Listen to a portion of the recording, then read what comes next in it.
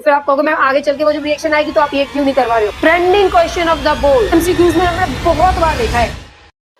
जीतेंगे हम ये वादा करो, जीतेंगे हम ये वादा करो, कोशिश हमेशा ज्यादा करो, कोशिश हमेशा ज्यादा करो, किस्मत भी रूठे पर हिम्मत ना टूटे, किस्मत भी रूठे पर हिम्मत ना टूटे, मजबूत इतना इरादा करो, मजबूत इतना इरादा करो। वेलकम, राम राम, सत श्री अकाल। दिस इज अवर चैनल रसायन fusion, this is our batch संग्राम। ये संग्राम केमिस्ट्री के नाम। So my dear student, I am your mentor, your teacher, your friend Lakshmi Dhankar. So today we will discuss the topic types of chemical reaction, जिसमें बच्चों को ना बहुत ही ज्यादा कंफ्यूजन रहती है, क्योंकि टाइप्स ऑफ केमिकल रिएक्शंस कहने के लिए तो 4 है, लेकिन उसमें आगे जब हम प्रोसीड करते हैं तो उसमें टाइप्स के अंदर भी जो मल्टी सब टाइप्स उसके निकल के आते हैं। ठीक है, सो आज हम सबसे पहले डिस्कस करेंगे टाइप्स ऑफ केमिकल रिएक्शन के अंदर कॉम्बिनेशन रिएक्शन। कौन सी डिस्कस करेंगे? Combination reaction. ठीक है, कॉम्बिनेशन रिएक्शन अगर आपने हमारी लाइव क्लास देखी हो तो उसके अंदर भी हमने ये रिएक्शन डिस्कस किया था, लेकिन ये पर्टिकुलर उन बच्चों के लिए जो उस दिन हमारी लाइव क्लास नहीं ले पाए थे। ठीक है, टाइप्स ऑफ केमिकल रिएक्शंस के अंदर सबसे पहले आपको कॉम्बिनेशन रिएक्शन के बारे में पढ़ना है।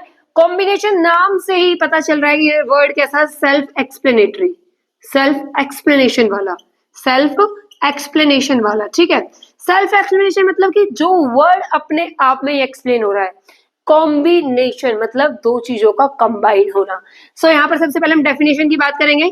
डेफिनेशन क्या कहती है? When two reactant या two chemicals are combined and form a new product is called combination reaction. ठीक है, फॉर एग्जाम्पल जब दो रिएक्टेंट मान लो A प्लस B आपस में मिले और उन्होंने क्या बनाया? C, या फिर आप कह सकते हो C की जगह AB। AB क्या है? जो A और B रिएक्टेंट से, A और B हमारे क्या है? रिएक्टेंट से क्या बना है? एक प्रोडक्ट। प्रोडक्ट के अंदर में क्या दिख रहा है? कॉम्बिनेशन। किसका? रिएक्टेंट का। सो ये रिएक्शंस क्या कहलाती है? Combination reaction. इसके अंदर आप सबसे पहली रिएक्शन आपकी आती है बर्निंग ऑफ कोल। क्या आती है? Burning of coal. ठीक है, बर्निंग ऑफ कोल, बर्न करने के लिए आपको पता है, बर्न करने के लिए सबसे ज्यादा किसकी जरूरत पड़ती है आपको? ऑक्सीजन की। ऑक्सीजन क्या है? बर्निंग एजेंट, या फिर आप कह सकते हैं कि जो इनहेंस करता है किसको? बर्निंग को। विदाउट ऑक्सीजन आप कहीं पर आग ही नहीं लगा सकते। ठीक है, अगर देखते हो चूल्हे के अंदर एक बहुत अच्छी चीज होती है, जब आग बुझ जाती है ना, तो हमारे गांव में जो मम्मी होती है, गांव तो सबके होंगे, चूल्हे भी होगा मोस्टली सभी के घरों में, वैसे तो आजकल होता नहीं है, फिर भी मैं बता देती हूँ। चूल्हे के अंदर जब आपकी ना आग बुझ जाती है ना बच्चों, तो वहां पर ना मम्मी के पास ना एक फूकनी टाइप में होता है, एक पपिया सा उसे बोल लो, या फिर आप कह सकते हैं पाइप है, होलो पाइप है। उस होलो पाइप में वो इस हिसाब से अपनी फूक मारती है कि चूल्हे की आग बंद हो जाती है। वो फूक क्या कर रही है? इनहेंस कर रही है। वहां पर ऑक्सीजन की सप्लाई जो कम है उसको क्या कर रही है? बढ़ा रही है। तो उससे क्या होगा? वहां पर आग जलनी शुरू हो जाएगी। ठीक है, अब मैं आपको बताती हूँ कोल क्या होता है। कोल होता है आपका कार्बन। कोल वैसे किसको कहते हैं? कोयला को। मैं लिख देती हूँ यहाँ पर, कोयला। ठीक है, कोयला आपका कार्बन। अब कार्बन को बर्न करना है किसके साथ? ऑक्सीजन के साथ। जहां पर भी जलने का नाम आ जाए वहां पर आपको क्या लिखना है? O2। क्या है? O2। ठीक है, C plus O2 it gives CO2। Very good. CO2 is also known as carbon dioxide gas. ठीक है, अब देखो, अब इसकी लिखते हैं physical state. Physical state carbon क्या होता है भाई? कोयला कभी किसी ने गैस की फॉर्म में देखा है? बताओ मुझे, देखा हो तो? नहीं देखा ना? ठीक है, तो कोयला किस फॉर्म में रहता है? सॉलिड में। किस में रहता है? सॉलिड। और ऑक्सीजन, सांस तो तुम लेते हो, लेते हो नहीं लेते? कभी पानी को सांस लेते हुए देखा है कि पानी नाक के पास रख लिया और मैंने सांस ले ली? ली सांस? नहीं ले सकते ना भाई, क्योंकि गैस किस फॉर्म में? ऑक्सीजन किस फॉर्म में? आपकी गैसियस फॉर्म में। अब जो इससे आपका प्रोडक्ट बन के आ रहा है ना, वो है कार्बन डाइऑक्साइड। क्या है? Carbon dioxide. ये भी किस फॉर्म में रहता है? गैस। ये कुछ ऐसे वर्ड्स है जिनके लिए लॉजिक की जरूरत नहीं होती है, हम बचपन से सुनते आ रहे हैं। Oxygen is a gas, oxygen is a gas, carbon dioxide is a gas, fire extinguisher में काम आती है, फायर एक्सटिंग्विशर में काम आती है। हाँ, तो ये आपके दिमाग में ना चीजें फीड हो चुकी है। ऐसे ही बार बार जब इन चैप्टर्स को पढ़ोगे ना, बार बार हमारी वीडियोस देखोगे, तो पेपर में सब चीज ऐसे दिमाग में घुसी रहेंगी जैसे ऑक्सीजन पता है हमें। ठीक है, सो नेक्स्ट इसके लिए आपका बहुत है, एक और भी एग्जाम्पल मैं आपको देखती हूँ। मैग्नीशियम प्लस मैग्नीशियम को बर्न करो, बर्न करोगे तो मैंने बताया था ना ऑक्सीजन आएगा Mg, तो क्या बन जाएगा? MgO। अब यहाँ O2 है तो यहाँ O बैलेंस नहीं हो रहा, तो मैंने 2MgO लिख दिया। 2MgO किया तो मुझे Mg के आगे क्या लगाना पड़ेगा? 2। Now equation is balanced. ठीक है। सो माय डियर स्टूडेंट फटाफट से नोट डाउन कर लो, फिर हम नेक्स्ट रिएक्शन के आगे बढ़ते हैं। और नेक्स्ट रिएक्शन हमारी है डीकंपोजिशन रिएक्शन। कौन सी है? Decomposition reaction. ठीक है, चलिए तो हम डीकंपोजिशन, डीकंपोज का मतलब क्या होता है? Break down. क्या होता है? Break down. जहां पर आपको ना देखो, इसका ना बहुत अच्छा सा एग्जांपल मैं तुम्हें बताती हूँ, जो डेली बेसिस पे आप देखते हो। रोटी ले लो, यहाँ पर मैं रोटी को गलाने की बात नहीं कर रही हूँ। जो आपकी चपाती है उनको मैं गलाना नहीं है, मुझे गलाने का मकसद नहीं है। मेरा मकसद है कि जो आपकी रोटी है उसको आप एक साथ में सारी खा सकते हो? नहीं, क्योंकि वो कॉम्प्लेक्स है। कॉम्प्लेक्स मतलब है यहाँ पर जटिल। लेकिन रोटी को मैं इसलिए मिली क्योंकि वो पूरी बड़ी है। अगर आप उसे खाओगे तो आप उसकी क्या करोगे? पीसेस करोगे। पीस करने के लिए आप इसे किसमें बना रहे हो? सिंपल प्रोडक्ट्स में, छोटे छोटे टुकड़े, ताकि आप इजिली उसे क्या कर सको? डाइजेस्ट कर सको।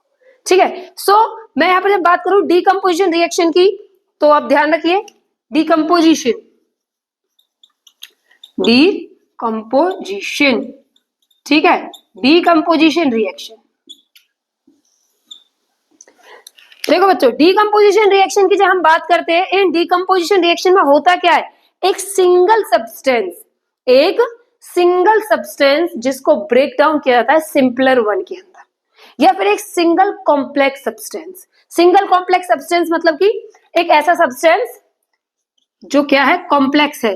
कॉम्प्लेक्स मतलब कि जो 2-3 सब्सटेंस से बना है। ठीक है, कॉम्प्लेक्स सब्सटेंस है जिसको आप ब्रेक डाउन करोगे किसमें? सिंपलर वन में। किसमें करोगे? Simpler one. अब मेरी बात सुनिए ध्यान से, यही एक ऐसी रिएक्शन है जो आपका क्या है? एक्सेप्शन है। जो क्या है आपका? एक्सेप्शन। इसके अंदर क्या है बेटा कि रिएक्टेंट, जो मैंने आपको फर्स्ट वीडियो में समझाए थे कि जो रिएक्टेंट होते हैं वो कम से कम कितने होने चाहिए? 2। लेकिन ये एक ऐसी रिएक्शन है जिसमें रिएक्टेंट की वैल्यू क्या होती है? मिनिमम 1। क्या है? 1। तो इसे कहते हैं केमिस्ट्री, जहां अपने ब्रेन को प्रिपेयर करना पड़ता है एक्सेप्शंस के लिए, कि कभी भी किसी मोड़ पे आपको धोखा देके चल देगी, चलो हटो मैं तो चली, कहा आपको एक्सेप्शन देने के लिए। ठीक है, तो इसके लिए तैयार रहना कि कॉम्प्लेक्स सब्सटेंस क्या है आपका? सिंगल रिएक्टेंट होगा यहाँ पर, और जिससे क्या बनेंगे? More than 2 products. क्या बनेंगे? More than 2 products. तो आपको बोर्ड में इसकी पहचान बताऊं?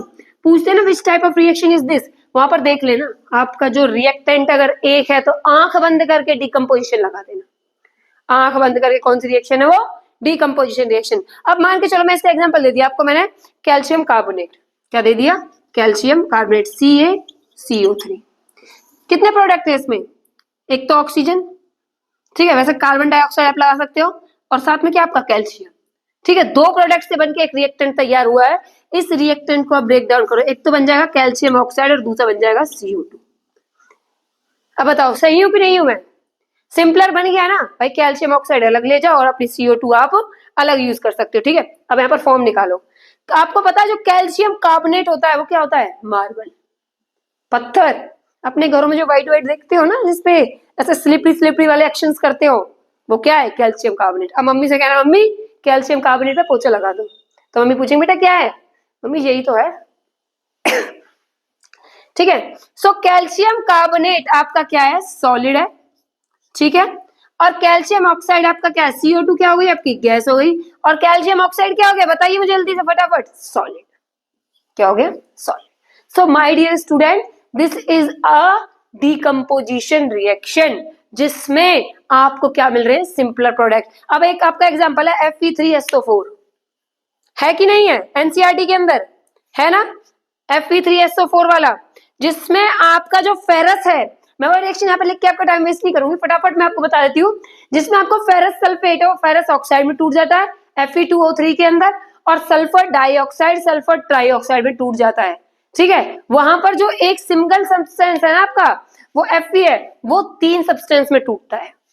ठीक है, तो it's mean it is a type of chemical reaction in which one single complex reactant break down in the simpler products. अब इसके टाइप पढ़ते हैं फटाफट। टाइप्स कौन से है इसका? फर्स्ट है आपका इसका थर्मल डिकम्पोजिशन, दूसरा आपका इलेक्ट्रिक, और थर्ड वन है आपका क्या? फोटो। चलिए फटाक से हम इसको करेंगे और आप मेरे को झटाक से इसके आंसर देना शुरू कर दो। ठीक है, कभी कभी ना मुझे लगता है कि बोर्ड क्लासेस के लिए ना मोटिवेशन बहुत ज्यादा जरूरी होता है। जैसे कि ना जरूरी नहीं है कि सब लोग आपको समझ पाए, जरूरी नहीं है कि सब लोग आपको समझ पाए, ठीक है।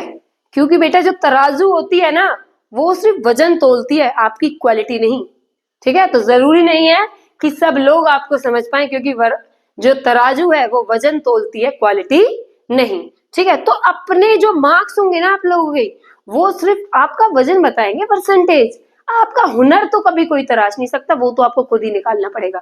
क्योंकि मैंने पहले भी कहा है कि काबिलियत की तो दुनिया गुलाम है। काबिल बनो, कामयाबी झक मार के तुम्हारे पीछे आएगी, ठीक है। तो फर्स्ट करते हैं थर्मल डिकम्पोजिशन। क्या करते हैं? Thermal decomposition. Thermal decomposition types of chemical reaction में हमने करी थी डिकम्पोजिशन रिएक्शन, उसमें है थर्मल डिकम्पोजिशन। थर्मल का मतलब ही क्या होता है? हीट। क्या होता है? हीट। जहां पर आपको हीट देनी पड़े, मतलब कि ये एक टाइप ऑफ रिएक्शन और बताएगी आपकी एंडोथर्मिक। क्या बताएगी? एंडोथर्मिक। एंडोथर्मिक रिएक्शंस वो होती है जिनमें एंडो मतलब अंदर, इसको ऐसे याद कर लो, एंडो को मतलब अंदर, ये ट्रिक बता रही मैं आपको। अंदर, थर्मिक हीट, अंदर क्या देनी पड़ रही है आपको? हीट। तो ऐसी रिएक्शंस क्या होती है आपकी? Endothermic. In which reactions we apply heat. In which reactions, ऐसी रिएक्शंस जिसमें हम क्या अप्लाई कर रहे हैं? अप्लाई हीट, या फिर इन प्रेजेंस ऑफ हीट। वो रिएक्शंस क्या कहती हैं आपकी? Thermal decomposition. और थर्मल डिकम्पोजिशन में भी क्या जाती है वो? फिर एंडोथर्मिक के अंदर, ठीक है। फॉर एग्जाम्पल आपका ना कैल्शियम कार्बोनेट है, कैल्शियम कार्बोनेट को आप क्या समझते हो? लाइमस्टोन। क्या है आपका? लाइमस्टोन। ध्यान रखना बच्चों, ठीक है, लाइमस्टोन, ठीक है। जब आप लाइमस्टोन पे हीट करोगे लाइमस्टोन को, तो ब्रेक डाउन हो जाता है आपका किसमें? क्विकलाइम में। किसमें होगा? क्विकलाइम, या जिसको आप क्या कहते हो? कैल्शियम ऑक्साइड, और साथ ही साथ कार्बन डाइऑक्साइड की गैसियस फॉर्म में, ठीक है। ये आपके सॉलिड में रहेंगे। ऑफ कोर्स जब मैंने आपको बताया था कि आल्सो नोन एज मार्बल, यहाँ पे लिख लो मार्बल का जो पत्थर होता है, ठीक है।